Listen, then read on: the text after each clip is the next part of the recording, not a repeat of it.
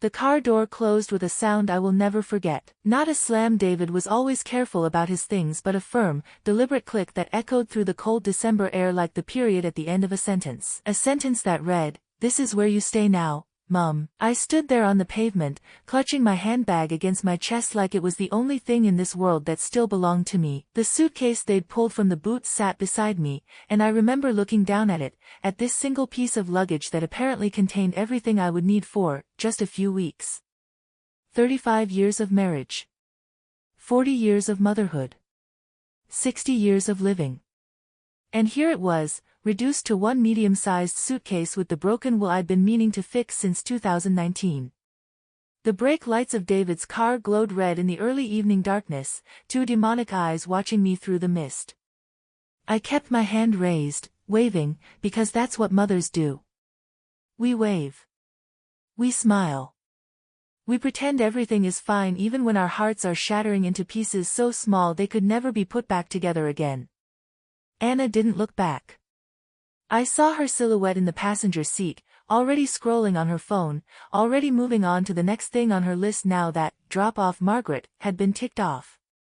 David glanced in the rearview mirror once. I know he did. I saw his eyes, but then the car turned the corner, and they were gone. The nursing home stood behind me, its windows glowing with artificial warmth. Meadow Ridge Senior Living, they called it. A pleasant name designed to make you forget what this place really was. A holding room. A waiting room. The last stop before the final destination none of us want to think about. I didn't turn around immediately. I couldn't. I just stood there, 60 years old and suddenly feeling every single one of them, watching the empty road where my son's car had disappeared. The Christmas lights on the houses across the street blinked cheerfully, mocking me with their red and green promises of joy and togetherness. It was December 18th. 1 week before Christmas. "Mrs. Bennet?" A voice called from behind me. Young, professional, slightly impatient. "We should get you inside. It's getting quite cold." I finally turned around. A woman in scrubs stood in the doorway, her breath creating small clouds in the frigid air. She was perhaps 30, with kind eyes that hadn't yet been hardened by too many years of watching people like me arrive in cars that never came back. "Yes," I said, and my voice came out smaller than I expected. "Yes, I suppose we should." I picked up my suitcase no one offered to help and walked toward my new life. The inside of Meadow Ridge smelled like artificial flowers and industrial cleaning products, with an underlying note of something I didn't want to identify. They had tried to make it festive for the holidays. A massive Christmas tree stood in the lobby, decorated with red bows and golden ornaments that reflected the fluorescent lights above. Tinsel garlands hung from the reception desk. Somewhere, a speaker played "Silver Bells" at a volume just low enough to be background noise, just high enough to be inescapable. A woman named Patricia checked me in. She had gray hair pulled back in a severe bun and glasses that made her eyes look too large for her face.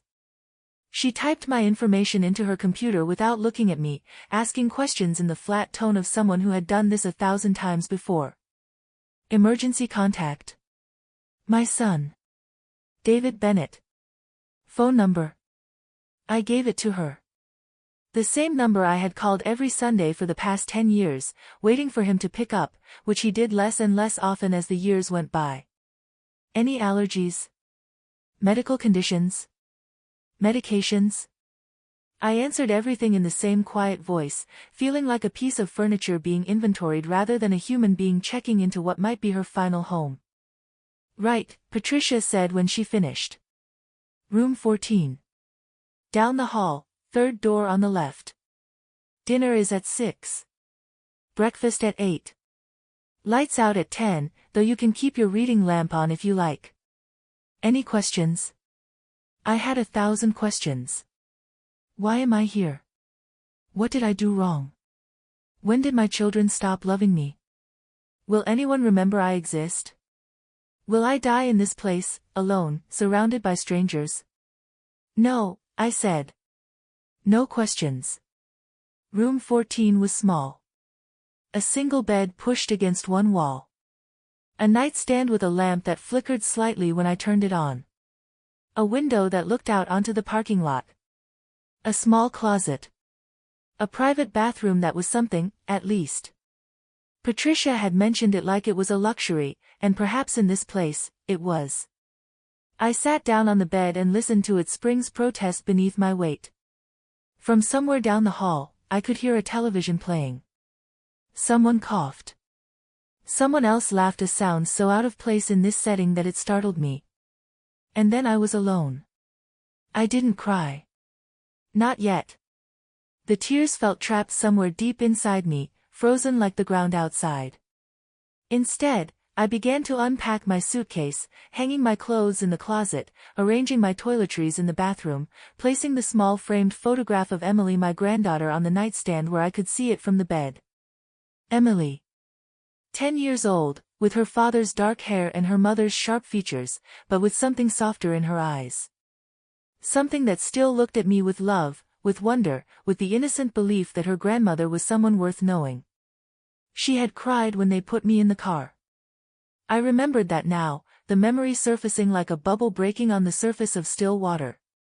She had run out of the house in her pink pajamas, her feet bare on the cold driveway, calling, "Grandma. Grandma, don't go."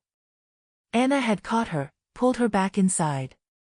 "Stop making a scene, Emily. Grandma is just going on a little trip. She'll be back soon." But Emily had looked at me through the car window, her small hand pressed against the glass, her eyes already knowing the truth that the adults refused to speak aloud. Children always know. They haven't learned yet how to lie to themselves. I picked up the photograph and held it against my chest, the frame cool against my skin. "I'm sorry, my darling," I whispered to no one. "I'm so sorry." The first night was the hardest. Not because of the unfamiliar bed or the strange sounds of the building settling around me or the way the hallway lights never fully turned off, casting a gray glow beneath my door. It was hard because of the silence. Because of the emptiness. Because of the knowledge that no one was coming. I lay awake for hours, staring at the ceiling, remembering. Christmas used to be different. Christmas used to be magical.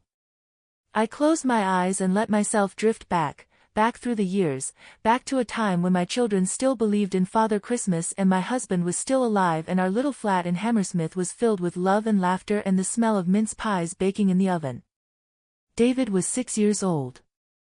He stood on a chair by the kitchen counter, helping me stir the Christmas pudding. His little face was serious with concentration, his tongue poking out slightly as he focused on his very important task. "Mom," he said, "if I stir really well, will Father Christmas bring me the red bicycle?" "Perhaps," I told him, kissing the top of his head. "Father Christmas rewards good boys who help their mums." "I'm the best helper," he declared with the absolute confidence of childhood. "The best helper in the whole world." I smiled. "Yes, you are, my darling. Yes, you are." The memory shifted, reformed. Now David was 12, too old for Father Christmas but still young enough to wake up early on Christmas morning, dragging his little sister behind him to see what waited beneath the tree. Sarah was only 5 then, still in her nightgown, still rubbing sleep from her eyes, still believing in magic. Sarah. My second child. The daughter who didn't survive.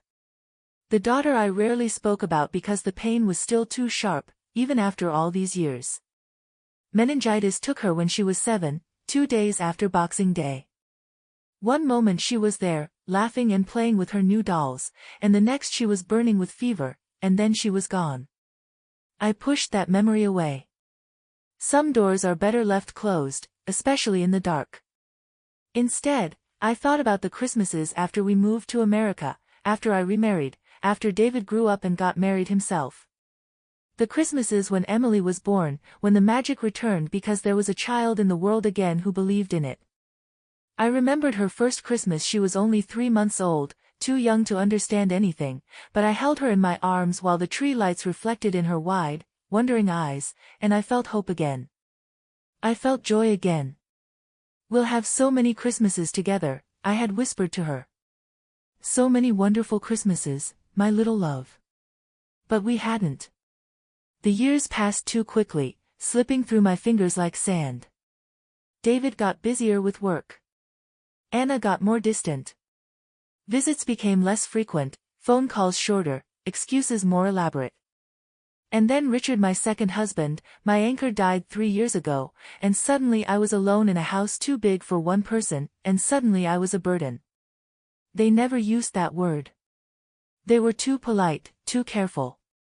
But I saw it in Anna's eyes every time she looked at me. I heard it in David's sighs when I called to ask if they could visit.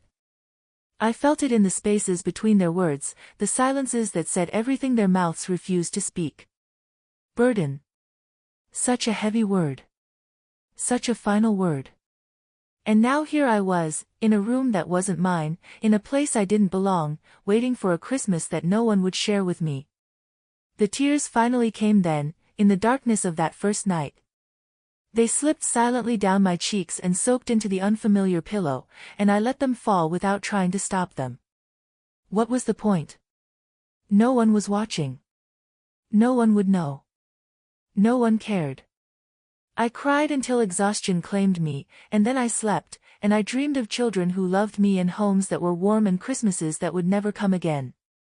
The days at Meadow Ridge moved slowly, each one bleeding into the next like watercolors running together. I learned the rhythms of this place quickly: the clatter of breakfast trays at 8, the shuffle of feet to the common room for morning activities, the long afternoons of nothing, the early dinners, the earlier bedtimes.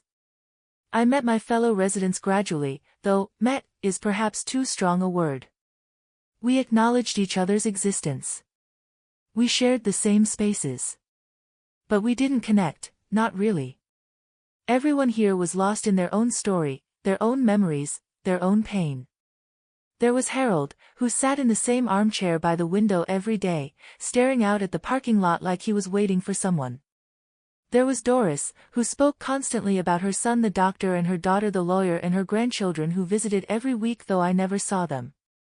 There was George, who didn't speak at all, who sat in his wheelchair with vacant eyes, already gone even though his body remained. And there was Ruth. Ruth found me on my third day, when I was sitting alone in the common room, watching the other residents play cards without joining them. She was perhaps 70, with silver hair and sharp blue eyes and a directness that reminded me of my own mother. "You're new," she said, settling into the chair beside me without invitation. "I'm Ruth." "Margaret. When did they bring you?" I flinched at her choice of words. Bring. Like a package. Like a piece of furniture. Like something that couldn't transport itself. 3 days ago, I said quietly. Ruth nodded. December drop-off. I see it every year. Families can't be bothered with the old folks during the holidays, so they park us here and promise to come back in January. She laughed, but there was no humor in it. Most of them keep that promise, at least. Eventually. My son said it was temporary, I heard myself say. Just until after Christmas. Their house is full, they're having guests, there's no room for me. Ruth's eyes softened slightly. That's what they told you? Yes. And you believed them? I didn't answer. I couldn't. Because the truth was, I didn't believe them. Not really. Not deep down where the knowledge lived, cold and certain and impossibly heavy. I knew, just as Emily had known, just as my heart had known the moment David announced his plan 2 weeks ago. This wasn't temporary. This was the end. I'm sorry, Ruth said, and she meant it. I could hear that she meant it. The first Christmas is the hardest. After that. She shrugged. You learn to expect less. You learn to need less. You learn to survive. Is that what we're doing here? I asked. Surviving? What else is there? I had no answer to that. December 22nd.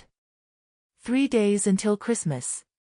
I called David that morning, using the phone they'd set up in my room. It rang 5 times before he answered, and when he did, his voice was distracted, distant. Mom? Is everything okay? Yes, yes, everything's fine. The lie came easily. We learn to lie as we get older, to smooth over the rough edges of truth, to make things easier for everyone but ourselves. I just wanted to hear your voice. Oh. A pause. In the background, I heard Anna saying something, her tone sharp. That's nice, Mom, but I'm actually quite busy at the moment.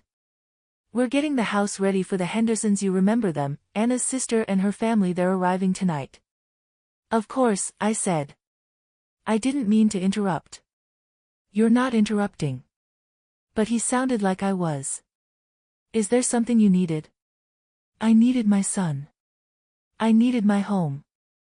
I needed to not be alone in a room that smelled like antiseptic and despair. I needed someone to tell me I mattered, that my life had meant something, that I wouldn't be forgotten the moment I stopped being useful. No, I said. Nothing important. Okay. Well, I'll call you soon, all right? Maybe after Christmas, when things calm down a bit. After Christmas. When things calm down. When the real family celebrations are over and they remember the inconvenient mother they left behind. Yes, I said. After Christmas. Great. Love you, Mom. The words were automatic, meaningless. A reflex rather than a feeling. I knew the difference. I had spent my whole life learning the difference. I love you too, David. He hung up. The silence that followed was deafening. I sat there for a long time, holding the phone in my lap, staring at the wall. A calendar hung opposite my bed, a generic landscape for each month. December showed a snowy village with a church steeple, smoke curling from chimneys, everything warm and cozy and impossibly far away. I had been a good mother. Hadn't I? I had tried. God knows I had tried. When David was born, I had sworn I would be different from my own mother, who was cold and distant and who never quite seemed to see me. I had sworn I would be present, would be loving, would give my children the childhood I never had. And I had. I remembered the nights I stayed up with David when he was sick, pressing cool cloths to his forehead, singing lullabies until my voice gave out. I remembered teaching him to ride a bicycle, running behind him with my hand on the seat until he found his balance. I remembered helping him with homework, attending every school play, every football match, every moment that mattered. When Richard and I moved to America following his job, following opportunities, David had stayed in London. He was already grown by then, already building his own life. But I called him every week. I flew back for every birthday, every holiday, every excuse I could find. And when he decided to move to America too, to be closer to his only remaining family, I had wept with joy. We'll be together again, I told Richard. Finally, after all these years. But together wasn't what I had imagined. Together meant living in the same country, sometimes the same state, but rarely the same room. Together meant phone calls that were always too short and visits that were always too rushed. Together meant watching from a distance as my son built a life that had less and less space for me in it. And now together meant this. A nursing home 3 days before Christmas. A phone call that lasted less than 2 minutes. A son who was too busy getting the house ready for his in-laws to remember that his mother was alone. I had given him everything. Every ounce of love, every drop of energy, every piece of my heart. And in return. No. I stopped myself. I wouldn't think like that. It wasn't about what I had given or what I was owed. Love wasn't a transaction. Motherhood wasn't a contract with guaranteed returns. I had done what I did because I wanted to, because I loved my child, because that was what mothers did. But even as I told myself these things, the hurt remained. The betrayal remained. The question I couldn't silence no matter how hard I tried, why wasn't I enough? That evening, I found the ornament. I had been reorganizing my suitcase, a pointless activity, but it gave me something to do with my hands when I discovered it tucked into a corner, wrapped in tissue paper. A small glass ball, clear with swirls of gold and red inside, with a tiny loop of ribbon at the top for hanging on a tree. I held it up to the light, and the memories crashed over me like waves. David made this for me. He was 9 years old, at a craft fair at his school, and he had spent an hour carefully selecting the colors, carefully swirling the paint, carefully ensuring it was perfect. When he gave it to me, his face was shining with pride. "It's for you, Mum," he said. "For our tree. So every Christmas, you'll remember how much I love you." I had cried then too, but they were different tears. Happy tears. Grateful tears. The tears of a mother whose heart was overflowing with love. I had hung that ornament on every tree since then. Even the years when David wasn't there, even the years when I celebrated alone with Richard, even the years when Christmas felt more like an obligation than a celebration. I always found a place for that little glass ball, always made sure it was visible, always touched it gently and remembered my son's 9-year-old face, shining with love. He must have packed it for me. Or perhaps Anna did, perhaps it was a small gesture of kindness from someone I had decided was incapable of them. Either way, it was here, in my hands, in this room where I was supposed to spend Christmas alone. I sank onto the bed, holding the ornament against my heart. The glass was cool at first, but it warmed quickly, taking heat from my skin. "I still love you," I whispered to my absent son. "Despite everything. I still love you." The words felt true and devastating at the same time. December 24th, Christmas Eve. I woke with a fluttering in my chest, a foolish hope I couldn't quite extinguish. Maybe they would come. Maybe David would wake up and realize what he'd done. Maybe he would bundle Emily into the car and drive here and take me home and tell me he was sorry, so sorry, and that he loved me and wanted me there for Christmas. Foolish. Childish. But hope is a stubborn thing, resistant to logic, resistant to experience, resistant to all evidence to the contrary. I dressed carefully, choosing my nicest clothes, a soft blue sweater that Richard had given me on our last Christmas together, a pair of gray trousers that were comfortable but presentable. I put on a bit of makeup, something I hadn't done since arriving. I brushed my hair until it gleamed. If they came when they came, I wanted to look my best. I wanted them to see that I was fine, that I wasn't falling apart, that I could be worth rescuing. I went to breakfast. The dining room was quieter than usual. Many of the residents had been picked up by their families for the holiday. Even Harold was gone, his usual chair by the window sitting empty. But Ruth was there, and Doris, and George in his wheelchair, and a handful of others who had nowhere else to go. The staff had made an effort. There were festive placemats on the tables, and someone had baked sugar cookies in the shapes of stars and trees and bells. Christmas music played softly over the speakers, "Have Yourself a Merry Little Christmas," in a version I didn't recognize. I sat at my usual spot and stared at my oatmeal without eating it. The fluttering in my chest had become a constant ache, a physical manifestation of the hope I couldn't kill. "You look nice," Ruth said, sitting down across from me. Her tone was careful, knowing. "Thank you. Are you expecting someone?" I hesitated. The lie was on my lips. No, I just wanted to dress up. It's Christmas Eve, but I couldn't say it. Not to Ruth, who had been where I was, who understood things I hadn't yet learned. "My son," I said. "I thought, maybe." Ruth nodded. She didn't say anything else. She didn't need to.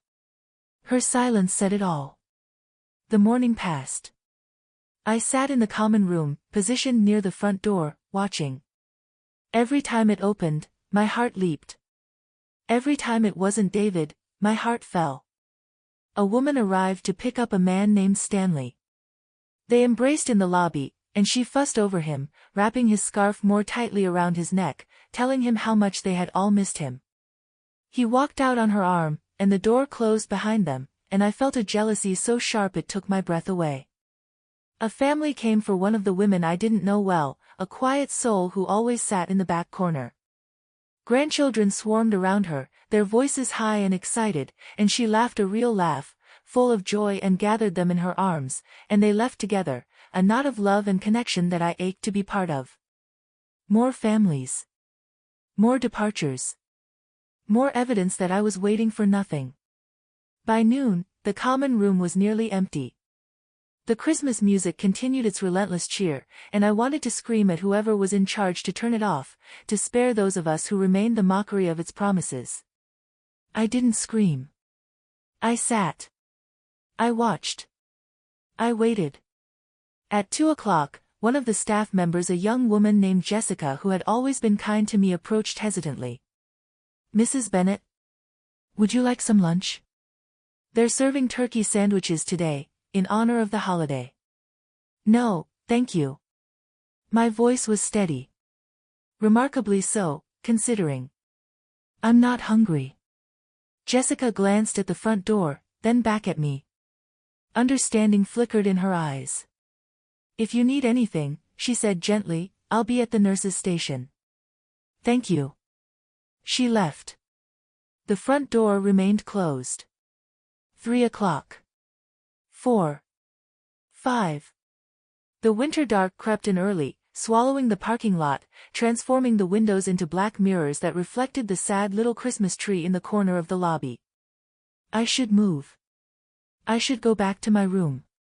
I should eat something, do something, be something other than this pathetic old woman sitting alone on Christmas Eve, waiting for a son who wasn't coming. But I couldn't. Moving felt like giving up. Moving felt like admitting that the hope I had nursed all day was nothing but fantasy. And I wasn't ready for that. Not yet. Not quite. At 6 o'clock, they served Christmas Eve dinner. Roast chicken, not turkey, that was tomorrow, with mashed potatoes and green beans and a slice of pie for dessert. I sat at the table with Ruth and Doris and George and the others who remained, and I stared at my plate without tasting anything. Doris talked endlessly about her children, about the wonderful dinner they were probably having right now, about how they would come for her first thing tomorrow morning. Ruth ate in silence, her eyes distant. George didn't eat at all. A nurse had to feed him, spooning small bites into his mouth like he was an infant. Is this how it ends? I thought. Is this what we become? After dinner, I finally retreated to my room. My legs carried me down the hallway without conscious direction, past doors that were mostly closed now, past the nurse's station where Jessica waved goodnight, past the common room where the television played It's a Wonderful Life, to an audience of empty chairs. Room 14. My prison. My sanctuary. My home now, whether I accepted it or not. I closed the door behind me and stood in the darkness for a long moment. Then I walked to the window and looked out at the parking lot. The streetlights cast orange pools of illumination on the asphalt. A few cars remained, staff, probably, or residents who still had their licenses, but most of the spaces were empty. He's not coming, I finally allowed myself to think. He was never coming. The truth hit me with the force of a physical blow. My knees buckled, and I grabbed the windowsill for support, my breath coming in short, sharp gasps. He's not coming. I made my way to the bed and sat down heavily. The springs protested. Everything protested, my body, my mind, my heart. From the nightstand, Emily's photograph watched me with innocent eyes. I picked it up, held it close. "I'm sorry, my darling," I whispered again. "I'm so sorry I'm not there. I'm so sorry this is how it is." I thought about calling David. Just to hear his voice. Just to remind him I existed. But what would I say? What was left to say? Instead, I reached into the drawer where I had placed the glass ornament and took it out. It caught the faint light from the window, the gold and red swirls gleaming like captured fire. I held it in one hand and the photograph in the other, and I closed my eyes, and I let the memories come. Christmas morning, 1995. David is 12 years old enough to pretend he doesn't believe in Father Christmas but young enough to still feel the magic.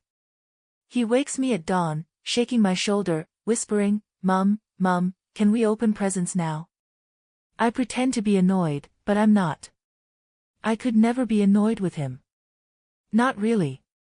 We go downstairs together, and the tree is glowing with fairy lights, and there are presents piled beneath it, and Sarah is already there. Sarah, my sweet Sarah, who I try so hard not to think about, bouncing with excitement. Father Christmas came, she shrieks. He ate the biscuits. He ate every single one. And we all laugh, and we open presents, and there is joy so pure it feels like it will last forever. But nothing lasts forever. Nothing. Christmas, 2003. We have just moved to America. Richard and I are still getting used to our new home, our new life. David is 23 now, an adult, living in London with a girlfriend I've never met. He calls on Christmas morning, and I cry because his voice sounds so far away. Don't cry, Mum, he says. I'll visit soon. I promise. He keeps that promise. He visits in February, stays for a week, and it almost feels like old times. Almost. Christmas, 2010. David and Anna are engaged. They come to our house for the holiday, a real visit, 5 whole days, and I am over the moon. I cook a feast, all of David's favorites, roast beef, Yorkshire pudding, treacle tart. Anna complains about the calories but eats everything anyway, and David laughs at something I say, and for a moment I believe we will always be like this. That night, after they've gone to bed, Richard finds me crying in the kitchen. What's wrong, love? He asks, alarmed. Nothing, I say. Nothing's wrong. I'm just so happy. And I am. I truly am. Christmas, 2014. Emily is a baby. She is the most beautiful thing I have ever seen, this perfect little creature who carries my blood in her veins, who represents the continuation of everything I am and was and hope to be. I hold her on Christmas morning, marveling at her tiny fingers, her tiny toes, her tiny mouth that makes the sweetest sounds. She looks like you, Mum, David says, and I flush with pleasure. She looks like Sarah, I say, and the room goes quiet, because we never talk about Sarah, because some wounds never heal. But Emily does look like Sarah. She has the same eyes, the same shape to her face. Sometimes, watching her grow, I feel like I'm watching my daughter come back to me, getting a second chance I never expected. Is that why I love her so fiercely? Is that why being separated from her hurts as much as anything in my life has ever hurt? Christmas, 2018. Richard is already sick, though we don't know yet how serious it is. He tires easily, loses weight he can't afford to lose. But he insists on celebrating, insists on having David and Anna and Emily over, insists on being the host he's always been. This could be our last real Christmas together, he tells me privately. I want it to be a good one. Don't talk like that, I scold him. You're going to be fine. But he isn't fine. He dies in March, and a part of me dies with him, and nothing is ever the same again. The memories faded. I was back in room 14, alone, clutching a glass ornament and a photograph, trying to breathe through the pain that had settled in my chest like a stone. I looked at the ornament again. The little 9-year-old boy who made this for me, where had he gone? When had he transformed into the distant man who left me here? Had I done something wrong? Had I loved too much, or not enough? Was there a moment, a single moment, where I could have made a different choice and changed everything? The questions had no answers. They never would. I set the ornament on the nightstand, next to Emily's photograph, and I lay down on the bed. The ceiling stared back at me, blank and indifferent. From somewhere in the building, I heard laughter, probably the night staff, celebrating in their own way. Happy Christmas, I whispered to the empty room. No one answered. Christmas morning. I woke to silence and gray light filtering through the window. For a moment, I didn't know where I was. For a moment, I was back in my own bed, in my own home, with Richard snoring gently beside me and the promise of the day ahead. Then reality returned, cold and sharp, and I remembered.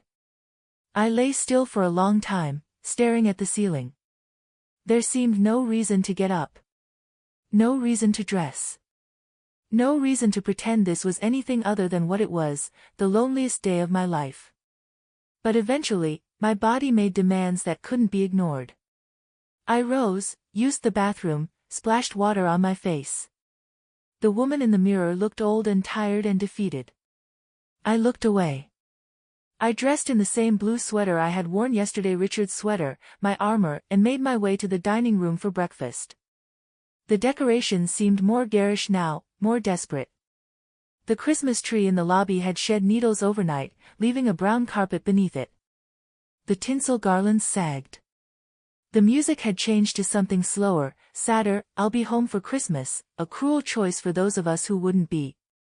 Ruth was already at our usual table, eating toast with mechanical precision.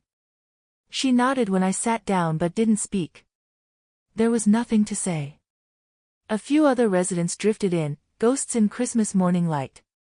The staff tried to be cheerful, wished us Merry Christmas, offered extra helpings of eggs and bacon. Their kindness felt like pity, and I hated them for it even as I was grateful. After breakfast, I returned to my room.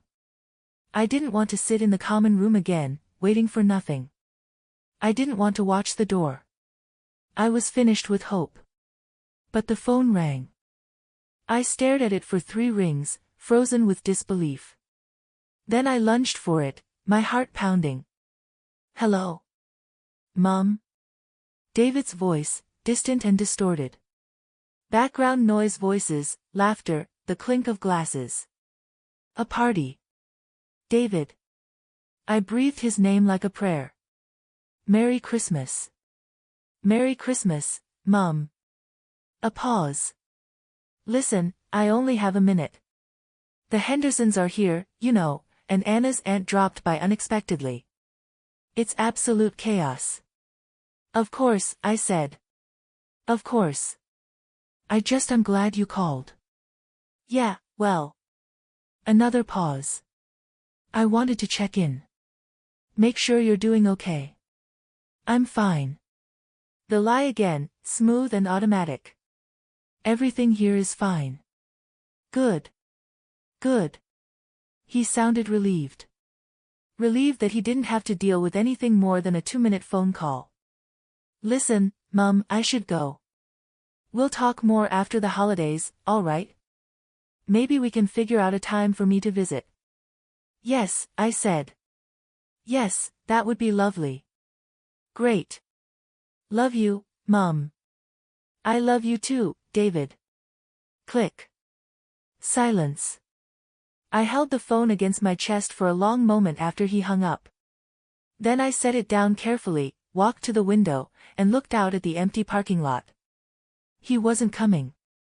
He was never coming. The call was a formality, a box to tick, called Mom on Christmas. Done. I understood now. I understood everything. The temporary placement, the promises of picking me up after the holidays, the assurances that everything would go back to normal, they were lies. Comfortable lies, meant to ease the guilt of what they were really doing. They were leaving me here. Not just for Christmas. Not just for a few weeks. Forever. And they didn't even have the courage to tell me the truth. The tears came then. Not the quiet tears of my first night, but something deeper, something primal. I wept with my whole body, great racking sobs that shook me from head to toe. I wept for my lost children, Sarah in her grave, David in his other life. I wept for Richard, for the safety and love I had known with him. I wept for Emily, for the relationship we would never have, for the grandmother I would become only in photographs and memories. I wept for myself. For the girl I had been, full of hopes and dreams. For the mother I had tried to be, giving everything to children who forgot me the moment I stopped being useful. For the woman I had become, alone in a nursing home on Christmas Day, with no one to hold me and no one to care. I don't know how long I cried. Time lost all meaning. At some point, I found myself on the floor beside my bed, curled into a ball like a child, the blue sweater soaked with tears. Was this it? Was this how my story ended? Not with love or peace or surrounded by family, but alone, abandoned, forgotten. I thought about my mother. She had died alone too, in a hospital in London, bitter and cold until the very end. I had sworn I would be different. I had sworn my ending would be different. But here I was, following in her footsteps, proving that some patterns cannot be broken. Eventually, the tears dried. I was empty, hollow, wrung out like a wet cloth. I sat up slowly, my joints protesting, my head aching. The room looked the same, the bed, the nightstand, the window with its view of nothing, but I felt different. Changed. Something had broken inside me, but something else had begun to form in its place. I reached for the nightstand and pulled myself to my feet. The glass ornament caught my eye, still sitting where I had left it, still glowing faintly in the afternoon light. I picked it up again, turned it over in my hands. The 9-year-old boy who made this, he had loved me. Once, long ago, he had loved me with all his heart. And even though that boy was gone, even though the man he had become was capable of leaving me here without a backward glance, the love had been real. It had existed. Nothing could take that away. And Emily. Emily still loved me. I knew she did. I had seen it in her eyes, felt it in her hugs, heard it in her voice when she called me Grandma. Someday, when she was older, she would understand what had happened. Someday she might even come looking for me. And I would be here, waiting, loving her still. It wasn't much. It wasn't the Christmas I had wanted, the family I had dreamed of, the ending I had hoped for. But it was something. I looked at the ornament once more, then made a decision. I found a piece of ribbon in my suitcase, a leftover from some long-forgotten gift, and threaded it through the loop at the top. Then I hung the ornament from the lamp on my nightstand, where it could catch the light, where I could see it every night before I fell asleep. A reminder of love given. A reminder of love lost. A reminder that I had mattered, once, to someone. There was a knock at my door. I wiped my face quickly, trying to erase the evidence of my breakdown. Yes? The door opened. It was Ruth. She took one look at me and knew. Of course she knew. She had been where I was. Come with me, she said, not unkindly. The common room. There's a film playing, and they've brought out hot chocolate. Real hot chocolate, not that powdered rubbish. I hesitated. The thought of being around people, of pretending to be okay, felt impossible. But Ruth didn't move. She waited, patient and certain, until I finally nodded. All right, I said. All right. We walked down the hallway together, past the doors and the nurse's station and the Christmas tree that was slowly dying in the lobby. In the common room, a handful of residents had gathered around the television, wrapped in blankets, cups of hot chocolate in their hands. Ruth handed me a cup. I wrapped my fingers around it, feeling its warmth seep into my bones. On the screen, Jimmy Stewart was running through the streets of Bedford Falls, shouting, "Merry Christmas," at everyone he passed. I had seen this film 100 times. I knew every line, every scene, every emotional beat. But tonight, watching it here, in this place, surrounded by other abandoned souls, it felt different. The message landed differently. No man is a failure who has friends. Did I have friends? I looked around at the faces illuminated by the television's glow. Ruth, who had sought me out, who had brought me here. Doris, still talking about her wonderful children but with less conviction now. George, silent as always, but present. The others, whose names I was still learning, whose stories I had yet to hear. Maybe these were my people now. Maybe this was my community.